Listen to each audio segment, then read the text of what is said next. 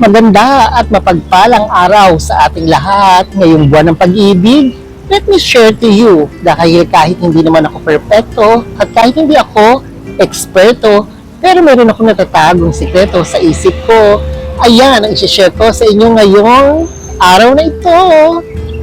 Naisip niyo rin ba na pinaka-exciting o yung magandang mangyayari o magagawa natin sa mundong ibabaw ay ang umibig o yung magmahal? Dahil pag naramdaman mo ang tunay na pagmamahal, bibigyan ka nito ng kaligayahan at kapayapaan. Pero kung nagdudulot sa ito ng luha, bighati at sakit,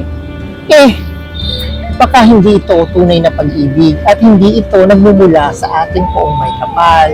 Kaya sa buhay na ito, umibig lang tayo ng tama at totoo sa nararamdaman natin. Pero dahil nga sa sabi-sabi o sa mga payo ng iba, doon tayo sumasablay. Kasi ang sabi ng iba, pag tunay na pag-ibig, ipaglaban ito. Oo, depende. Depende lahat sa sitwasyon kung paano natin ipaglalaban ang ating nararamdaman o ang tunay na pagmamahal. Kasi nga, ang tunay na pagmamahal nanggagaling ito at binibigyan tayo ng basbas na may kapal. Pero kung ang pinaglalaban mo ay yung maling pag-ibig, pag-uusapan natin ito ngayon dito sa aking My Journal in Motion sa Love Life with myself and I dito sa Alexander YouTube channel. Ang isang biyaya na mararamdaman natin sa mundong ibabaw ay yung pagmamahal. Kasi di ba, ang Panginoon binigyan tayo ng halimbawa kung paano ang tunay na pagmamahal, yung pagmamalasakit sa isa't isa.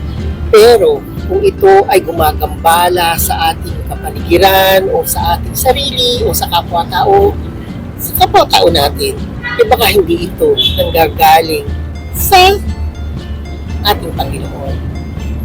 Tandaan, ang tunay na nagmamahal, nagdudulot ito ng kapayapaan sa ating pakiramdam.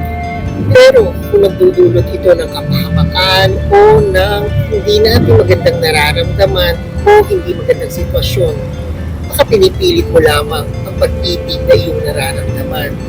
Ngayon, gawin mo na ang discarding ito. Check the label. Baka minsan yung minamahal natin meron ng minamahal o meron ng pananagutan.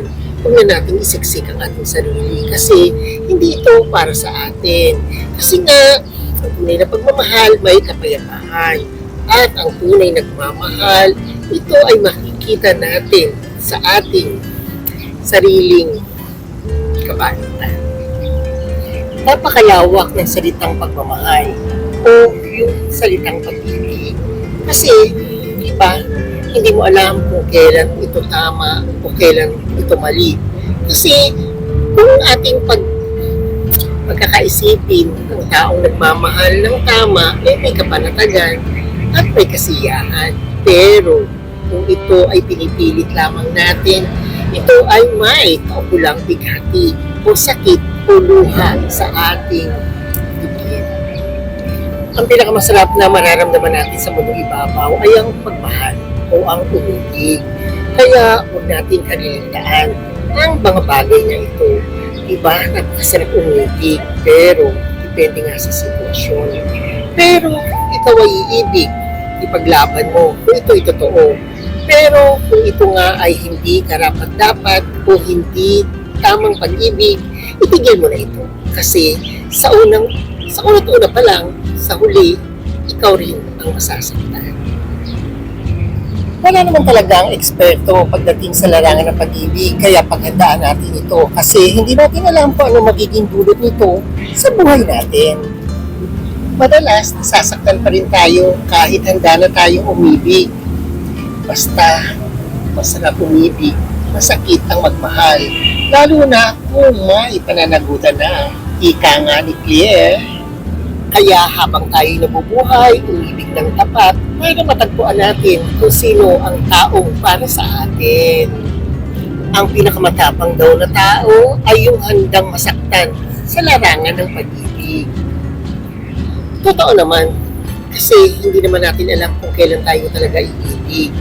Pero, palagi natin itong paghandaan. Kasi diba, sabi nga, Umibig tayong para tayong mga sundalo. Yung lamang handa, laging ready.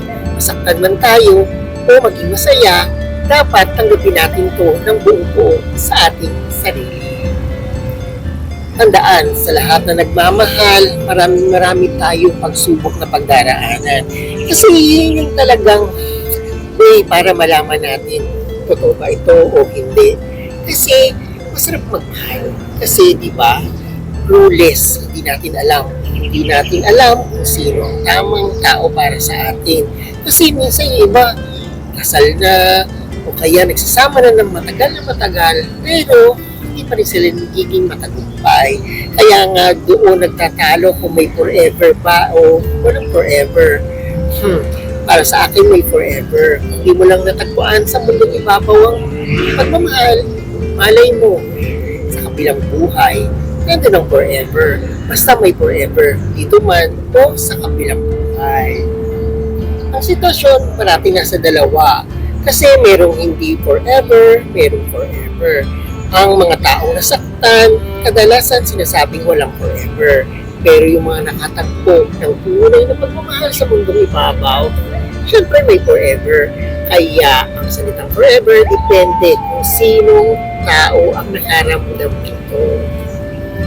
Kaya ngayong buwan ng pagmamahal o buwan ng pag-ibig, hindi lahat tayo masaya, hindi lahat tayo ay tunay ang nararamdaman. Pagkatandaan, parati natin isi-searching ang tunay na pag-ibig. Pero nakita na natin ang kapayapaan. Ang sabi nga ni Planing, huwag tayong matakot, masaktan at magmahal. Ang matakot tayo yung hindi na tayo nasasaktan. Baka hindi na tayo nagmamahal. Mahirap makahanap ng pag-ibig na tunay at tapat. Kaya ngayon pa lang, tayo na ay maghanap-hanap. Halika na! O ayan, wala na naman ang yaman na sa inyo may bibigay. Pero kahit papaano, meron tayo na pag-usapan para kahit papaano, ang buhay natin dito sa mundong ibabaw ay gumangga-anggaan. O ayan, thank you for watching and God bless. And don't forget to subscribe on my YouTube channel. Please like and share and comment. God bless!